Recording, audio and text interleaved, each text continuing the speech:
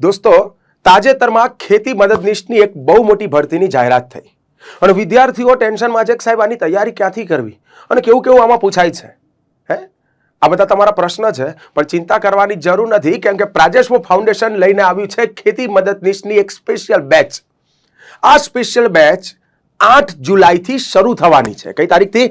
8 જુલાઈથી આ બેચ શરૂ થવાની છે અને સમય છે 6:30 થી લઈને 8:30 સુધીનો સમય છે. સાંજે 6:30 થી 8:30 સુધીનો સમય છે.